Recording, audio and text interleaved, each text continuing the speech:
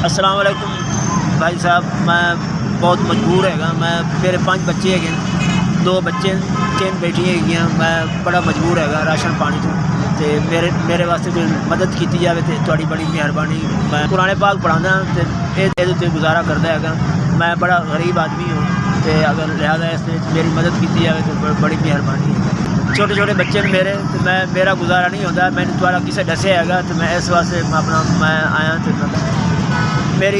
मेरी राशन वास्ते मेरी मदद करो। मेरे हालात बड़े माड़े है। मैं कुरान पाक पढ़ा के बच्चों को गुजारा करना। मैंने थोड़ा किसी दसे है तो मैं इस वास्ते थोड़े को आया तो बड़ी मेहरबानी।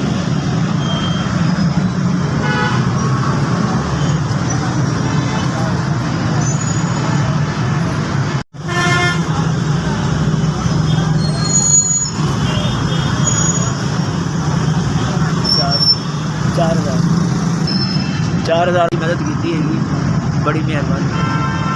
अल्लाह पाक तुहानू सलामत रखे, अल्लाह तुहानू ज़िंदगी देवे, बड़ी मेहरबानी। बहुत शुक्रिया। मैं तुसें 4000 की मेरी मदद की है। मैं दुआ गो हाँ, अल्लाह तुहानू सलामत रखे, अल्लाह तुहानू खैर सलामत रखे, अल्लाह तुहाड़ी ज़िंदगी करे, बड़ी मेहरबानी। SVS तुसी मेरी मदद की है, बड़ी मेहरबानी। 4000 तुसी दिता मैंने।